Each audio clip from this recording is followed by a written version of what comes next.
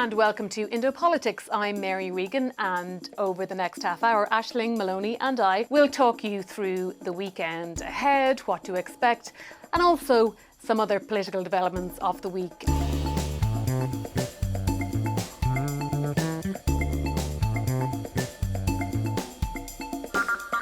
Aisling, first of all, voters going to the polls in two constituencies on Friday, or Thursday according to John Stephen's literature. Galway West and Dublin Central. What's your assessment, first of all, of what will happen in Dublin Central? I think you don't live too far away from that constituency. Exactly, yeah. I pass through every day coming in and out of work through all the posters, and it's certainly one of the most anticipated and kind of hyped constituencies because of the presence of Jerry the Monk Hutch running as an independent in the area. Have you seen him out and about? I haven't seen him out and about. I have seen his posters, and I have also seen his truck that goes around playing pop music with his large posters on the back. Almost like an ice cream van. Almost like an ice cream van going around looking for votes from people. Now, he has been out on the canvas. I've been reading pieces with journalists who have gone out with him, and he seems to be getting a really warm reception. And certainly it's funny, the people I've spoken to, particularly from that quite working class north inner city background, have indicated support for Jerry Hutch. And I suppose he's the novelty in this race because of his background as a crime figure, and the Central Criminal Court or the Special Criminal Court naming him as the leader of the Hutch organised crime group. That obviously adds an element of anticipation, anxiety for government, certainly, around him running in the race. I wonder will it draw some international journalists or some international media to Dublin on Saturday? And we saw that even in the general election. There was such a hype around him when he ran in the general election. There were journalists from other countries, France, European journalists, all coming over, American, English, coming over to cover what potentially could have been a senior crime figure in Ireland getting a place in the National Parliament. So that adds that's the biggest kind of star thing about this race. I suppose the other really interesting thing about this is it's filling Paschal Donoghue's seat, who was a Minister for Finance, very high profile government minister. And if his, I suppose, right-hand man, Ray McAdam, who's the Lord Mayor of Dublin and is running for Fine Gael, doesn't retain Paschal's seat, this constituency will have no government representative, which is something to be said within itself. It's highly unusual, and I think there's no other constituency in the country where this has happened. And also you have the leader of Sinn Féin, Mary Lou MacDonald, running a candidate, Janice Boylan, to take a second seat in that constituency. So the pressure's on for Mary Lou MacDonald, the leader of Sinn Féin, to secure a seat in her back garden. Now the other massive pressure on her if she doesn't deliver. Massive pressure, and I think that at this stage, can we kind of expect that Sinn Féin will probably pull it off in the end by the strength of Mary Lou MacDonald's own personal vote in that constituency? Well, certainly Mary Lou MacDonald will be hoping that, because it is her back garden. She's the leader of Sinn Féin and she's the leader of the opposition. She should have high enough profile to bring in the Sinn Féin voters, left voters broadly speaking, and anyone dissatisfied with government. But there are so many fracturings among those three groups that I just mentioned. The left, there are so many other left parties vying for votes, and the other kind of big contender in this race is the Social Democrats candidate Daniel Ennis. So will the left vote go to him? Will the transfers favour him more favourably than maybe Sinn Féin? And also this idea with the dissatisfaction with government vote, that a lot of people who are maybe anti-establishment, anti-government, previously maybe they would have identified with the leader of the opposition or the main opposition party, but actually now we're seeing that those people kind of are moving away from Sinn Féin. Are they moving to the likes of Jerry the Monk Hutch? And even if people I've spoken to who are saying they're going to vote for Jerry the Monk Hutch, they've said that they're going to give Janice Boylan maybe their number two. And this is because of her background, essentially. She grew up in O'Devany Gardens. She's a councillor, I think, for the last 12 years, certainly over a decade. And she's been kind of on the ground in that area, working amongst those working class people. And, seen to have grown up in the flats, kind of knows what she's talking about when it comes to those people and that demographic, who certainly are finding, I suppose, or the vote could go from her to Jerry Hutch Hutch to her. So that's a really interesting dynamic, because what happens at the end of a by-election is, so you have, the first vote or the first count comes in and we see the state of play. Usually the person who comes first or second in the first count is the one who gets the seat. But that's the key thing. Who's coming second, or at what order are people eliminated from the race? And that's what's going to decide it. So there'll be a lot of anxiety, I'm sure, in Mary Lou McDonald's household to make sure that she gets her running mate, essentially, or another seat in the back garden of her constituency. And then there's, I suppose, questions all around, around politics in Ireland, around democracy potentially, if Gerry Hutch gets elected. Because of his past, and he hasn't run on any policies, he hasn't made any promises, he's using that as a badge of honour really in this election. So it's highly, I suppose the result is highly anticipated in this particular constituency, because it does have ramifications for Sinn Féin, for the government, and for politics at large. And we're kind of due a big shock in Irish politics. Every country has nearly had one. We've been fairly kind of incremental and steady, even though the political landscape has changed. So a shock is not out of the question by any means, a shock result. Daniel Ennis, attention is already sort of focusing on, or turning to, if he gets elected for the Soc Dems, what happens Gary Gannon in that constituency? Gary Gannon is a TD whose profile goes well beyond Dublin Central. He has a national profile. And some people in Leinster House are already talking about him potentially running for Europe next time around, because there's no way the Soc Dems would hold on to 2 seats there, or unlikely the next election. So, that then could put Labour's seat in Dublin for the European Parliament in peril. So, competition on the left is going to be a fascinating fallout from all of this.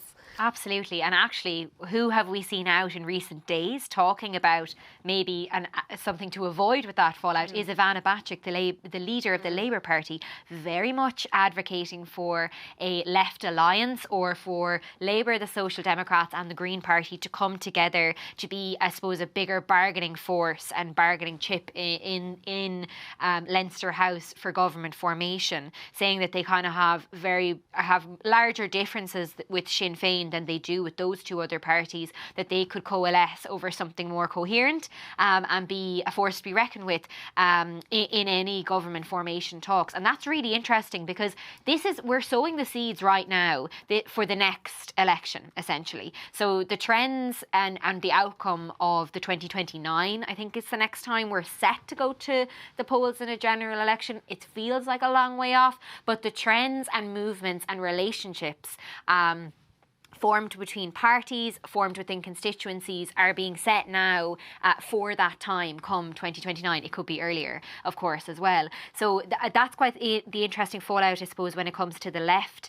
We see, as I said, the Labour leader advocating for that. So whether that will ring true when they see maybe strong transfers within the left parties, whether essentially one left party gets another elected and pushes them over the line, whether that will be kind of a reason for them to maybe see more clearly on that messaging. So that's, I suppose, Dublin Central. Yeah, and I think the test for the left working together in the Left Alliance will be really very much in Galway West. A lot of people talking about Helen Ogbu, the Labour Party candidate there. She's a city-based candidate. And, people are saying she's in with a good shout. She's a very good councillor. However, my own assessment would be that she doesn't really travel much beyond the city. She wouldn't have, such a well-known name recognition in Connemara and other parts of the constituency.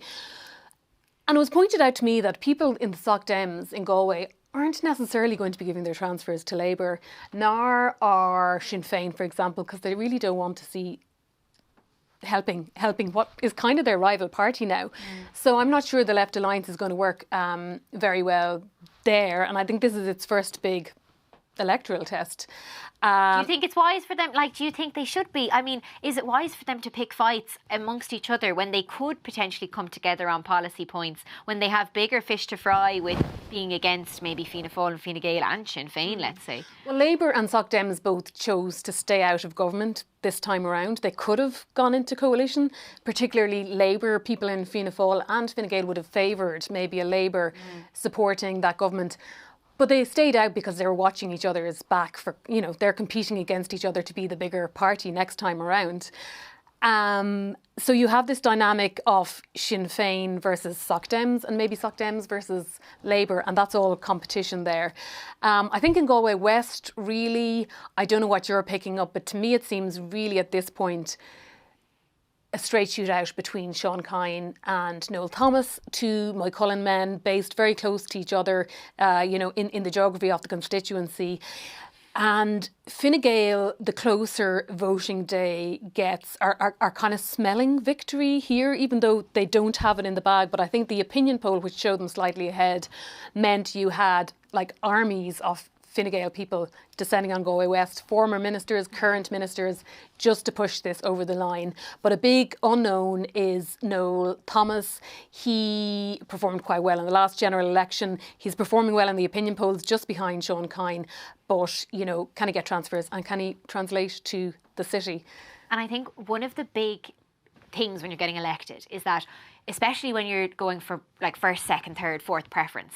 So people know that if they give you a preference, potentially their vote could help you get elected. Well, certainly when I talk to people and they ask me maybe like, how do I be strategic with my vote? I say, if you put a number in the box beside someone, potentially on the 8th or 9th count, your 8th or 9th preference could help get that person elected.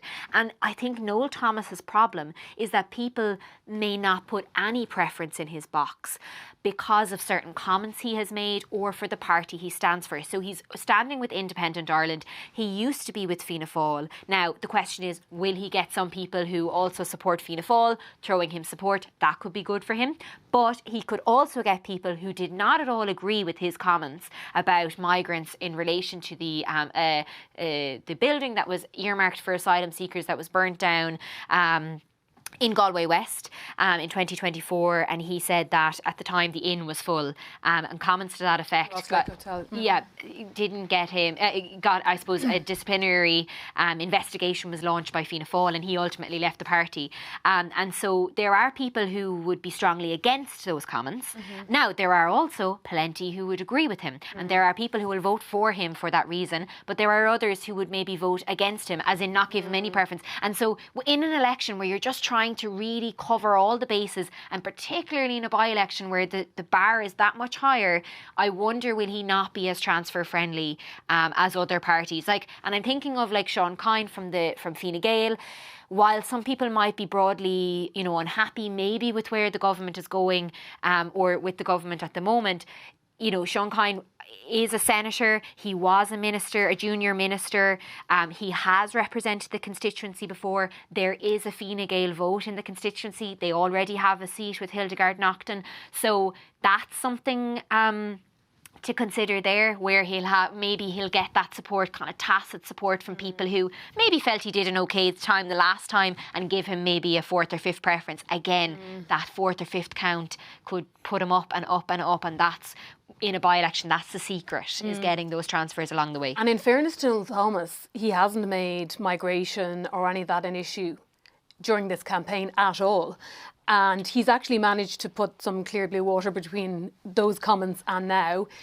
And I think a lot of people are surprised that it hasn't become an issue in this campaign. It's actually been quite a clean campaign in Galway West.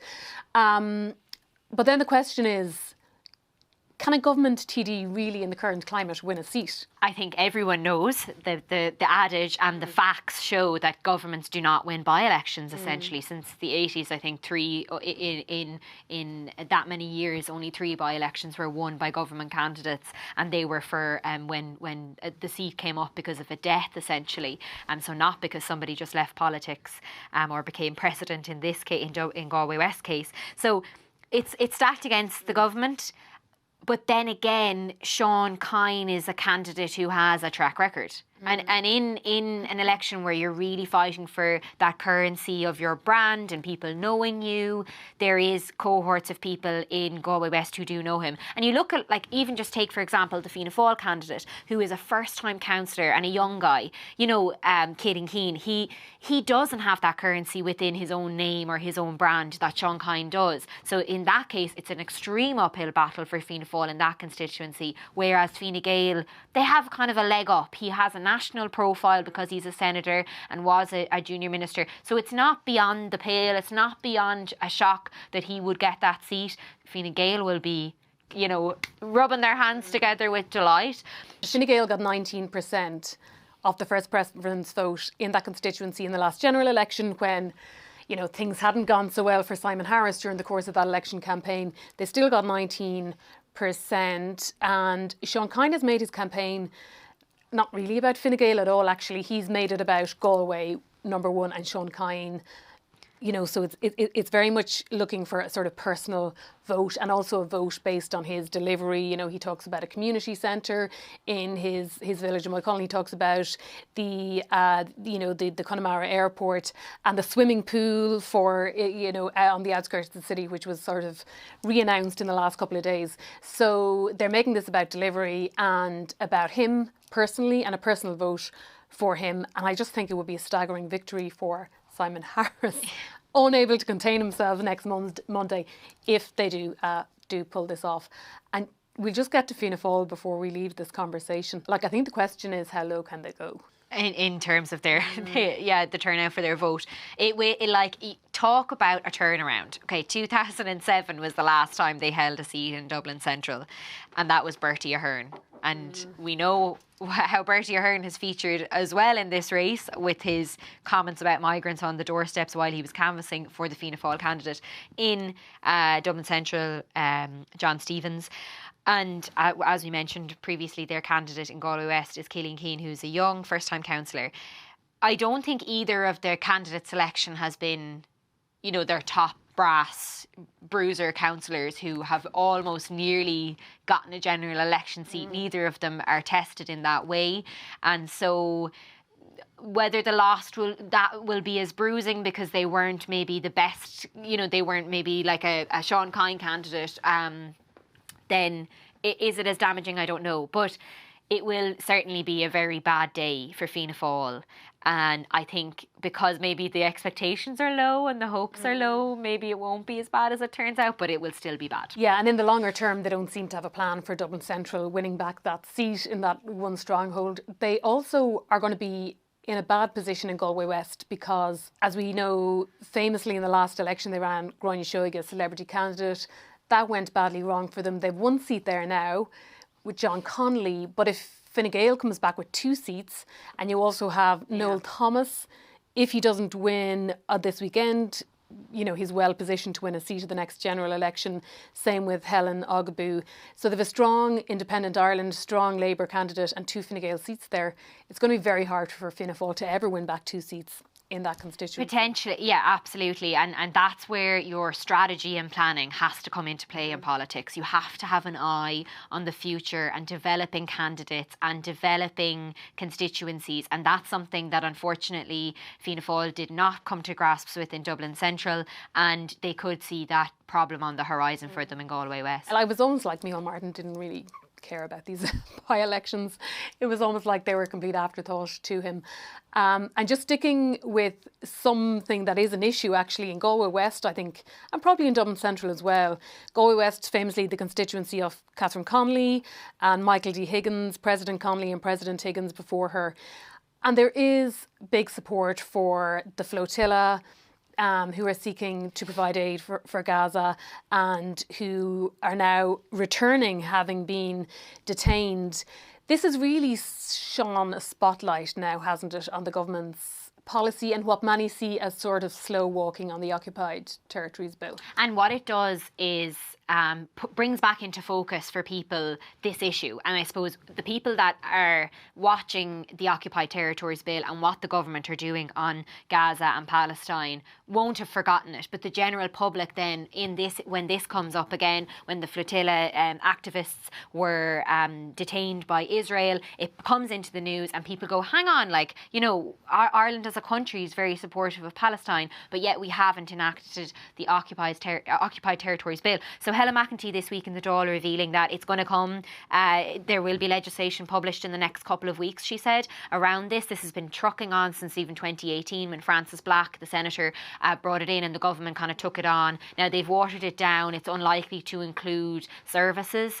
So that means it will only include goods. Now, Micheál Martin, the Taoiseach, also coming out this week saying that the Occupied Territories Bill isn't going to do anything to dissuade Israel from the actions that it showed this week in detaining the activists. He's very lukewarm on it. He always has been, but Yeah. even now that Helen McEntee is speaking very strongly about it in the Dáil on Thursday morning, and Micheál Martin is still a bit sure, And this won't make a difference. I also wonder then, why don't you just rush it through? If if it's not going to make a difference, at least it would be, in his opinion, at least it would be a signal that you were doing something on it, and not have to answer questions about it all the time if you're kind of seen to be slow walking it. So but also I suppose what Helen McEntee and the government are doing in tandem is kind of advocating for this at an EU level. Their argument is that they will still pursue their own government action, but they think they're more powerful, and they say they're more powerful, and you would expect they would be more powerful at an EU level, taking this action and trying to, as Helen McEntee said, gather consensus to get more than 50%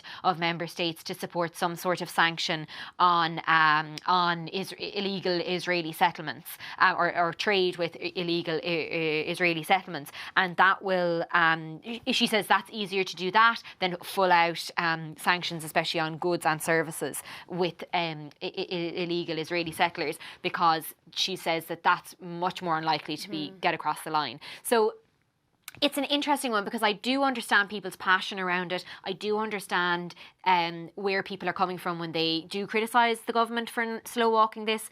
But at the same time, we are vocal at a European level around Gaza and Palestine. We are one of the countries seen to be pushing this. It is something that the Irish government, I mean, Spain and Norway are the same, or similar.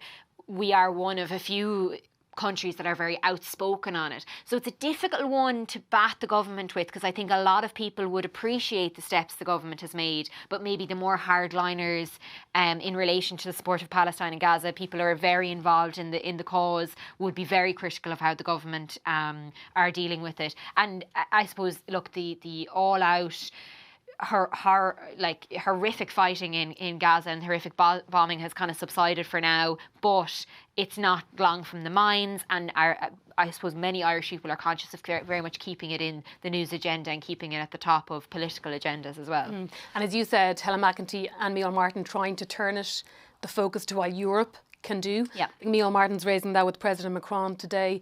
He'll most likely raise it with Giorgia Meloni in your namesake in Italy, or his other namesake, Senator Meloni, her other namesake, will be covering that for us, all the Melonis. But Italy in particular is moving just slightly, but, Germany and Italy have blocked, any sort of move on this trade pact, the EU-Israel Association Agreement. Italy is today saying that they will sanction Ben Gvir, the minister who we saw in that horrific video, taunting the activists, but they're not going as far enough as saying that they will abandon this trade pact altogether. So Micheál Martin is pushing for it at EU level. It's unlikely now, the way things are looking, that he'll have any success, but at least he can show that it's really a European issue to deal with, less so than anything Ireland can do all on its own. Exactly. It just goes further into their argument, as you mentioned, that we're more powerful at an EU level and we can be more effective at that level. So they're kind of focusing their efforts there. But I think, as you said, many, Germany and Italy have blocked it. Videos like this coming out and stories like this in the media, especially when one of the activists is the sister of the President of Ireland, that has currency, it has value, and it has ripple effects, and it can change political attitudes, and it can make maybe the position that they were trying to cosily defend less defensible, or less defendable. So that could change things. But yes, it's a very difficult sell at European level, even though that's where the Irish government are kind of focusing their efforts for now. On an entirely different topic, RTE before the Oireachtas Committee, I don't think I have ever seen since 2023 a day of such intense gossip on the corridors, in the canteen, in the bar in Leinster House, as there was around that meeting yesterday. And, committee members themselves, really thinking, that they only really began to scratch the surface yesterday. So people thought there was the Ryan Tubridy secret payment scandal. They thought that was over. a line drawn under things. Then this emerged about Derek Mooney's pay. But something else kind of new emerged yesterday about this whole entire culture in the organisation, where there's all sorts of side deals and secret deals and personal contracts. TDs are kind of flabbergasted by how the whole place is kind of operating. I think as well, it's funny, the minute they start talking about RTE, the TDs then become the journalists, or they start to become the inquisitors, where they're usually going on the RTE programmes and being quizzed. And so they love this position to be put in. And as you say, they're shocked because their pay is so public.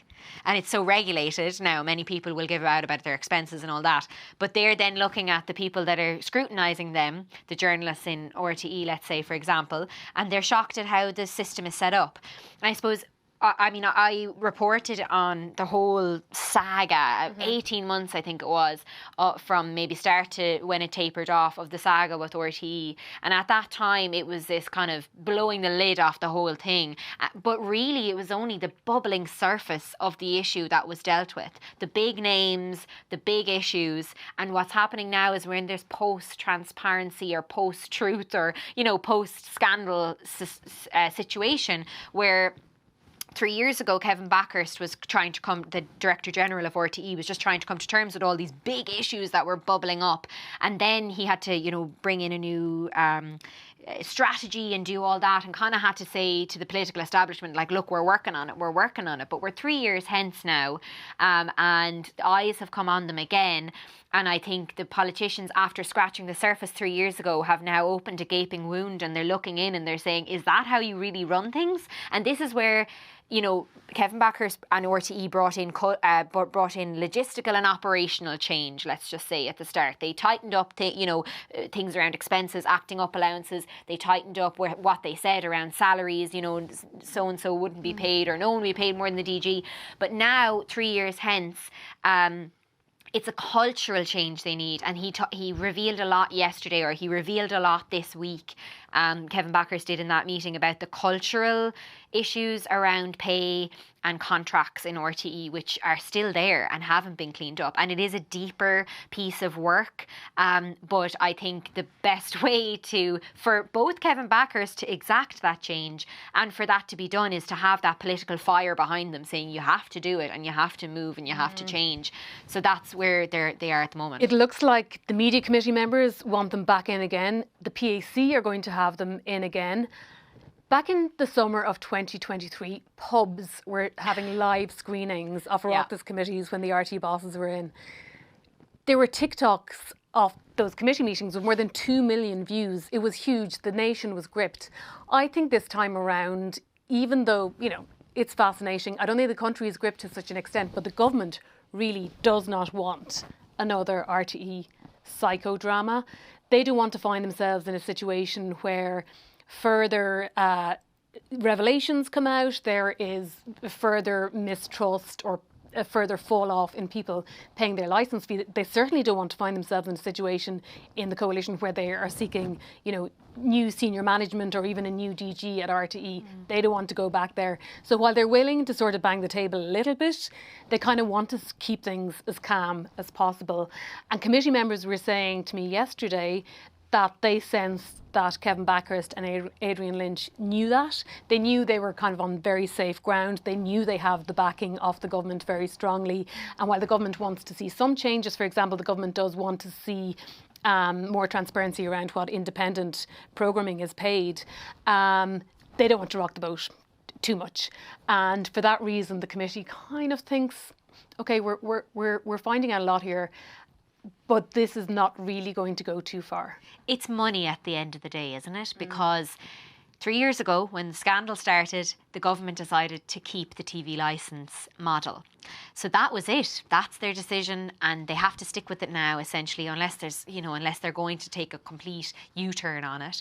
They have to stick with it now, and to maintain the TV licence model means they need to maintain the broad public paying it. Because if there is further scandals and people feel emboldened to not pay their TV licence, then the government have a new set of issues on their hands where they're going to have to come up with a different fee, and they're going to have to come up with a different way of financing it. And so it's money, it's going to come down to, how they want to finance it. They want to finance it through the TV licence model, and so they're going to have to kind of rock on with RTE and, either behaving like it is or, with this kind of tacit, we're giving out to you and we're cross at you, but we need to kind of keep things safe here, as you mentioned. And just another kind of elephant in the room of what was being talked about yesterday. And TDs were saying it then last night in the Dáil that, like, the whole point of RTE, the public service broadcaster and the public service model, is to have independent journalism that holds power to account, that is really strong journalism, that upholds the standards of journalism in the country. And to do that, it really needs very, very strong public trust. And there's a concern there that further revelations are really undermining the trust at a time when, social media and extreme views are taking hold. And all of this really is contributing to the sort of undermining of democratic discourse and the rise of the far right. So the government ultimately needs a strong RTE. But one of the figures that came up yesterday in the committee was not just that there are 13 people, I think, earning over 250,000 when their pensions, etc., are taken into account. But Senator Alison Cummin raised the fact that journalists starting working there are earning €40,000. That's what the jobs are being advertised as. And, how do you sort of attract the best journalists in the country and keep the best journalists in the country, when they're not, sort of willing to make it an attractive place to work? Yeah, and I suppose that maybe speaks to some of this issue around morale and that kind of a thing. And I suppose this two-tier system that was kind of brought up in the committee this week as well, that RTE is running on a two-tier system. It's kind of the upstairs, downstairs. There's one rule for the people at the top talent, as they often are referred to. And then there's another rule for maybe the hardworking, production, journalists, technology, those kind of staff who kind of keep the show on the road. And so that's a kind of a thing that Kevin Backhurst internally was going to have to deal with, because he is, getting that ire from staff on those fronts. Like, he is feeling, that's made very apparent to him, and those inequities within the system are made apparent to him by those within the organisation. I also think it comes back to what we're hearing this week, comes back to the kernel of the issue that RTE had back when the whole Ryan Tubridy thing took off 3 years ago. Who are RTE competing with? As in, who are RTE competing with? Who are they loyal to? Oh yeah, lion ta. Who are they competing with? Because this is the kernel of it. Where are the Derek Mooneys or the Ryan Tubridys or the Patrick Keeltys? Where are they going to go? Where else are they going to go? And so they're getting high salaries in a small market without, like the UK, they have a number of TV, very competitive television and news television market. And a lot of them are run on, very thin budgets, and so that's what the competition in the UK, while the BBC is run on a large budget, the rest of them aren't. And so, who are they competing against? And that's a key thing that I suppose the culture, and that's the kind of human resource culture, the contract culture, the pay culture, needs to come to terms within RTE in order to stop having these types of scandals. I will also say, name recognition means a lot. So when a story, or when we're talking about pay, because we can name Oliver Callan or Tommy Tiernan and people, these are, household names that everybody knows, it has more currency with the public. But I could name off the salaries, or at least, give you the pay grade and their salary and the name of the person. Let's just take, for example, I was watching the National Treasury Management Agency in the Public Accounts Committee last week. Like, their CEO is paid nearly, I think it's €570,000. That's a lot of money, but of course the job is completely different. But there are a lot of people working in state bodies or semi-state bodies that are earning a huge amount of money, and so, but they're not under the spotlight because we don't hear them on radio every day. So I think sometimes we do need to put it in that perspective as well. Yeah, and maybe that upstairs downstairs culture goes across lots of semi-state, public agencies. And maybe it's feeding into some sort of discontent that the government is wondering what's happening out there. That is it from us. You can follow us throughout the weekend. Aisling will be in Dublin Central Count Centre. I'll be in Galway West. We will have updates on the Irish Independent throughout Saturday. And we'll also be doing a special Indo Politics on Saturday night. Hopefully we'll have some results by then. And please join us then.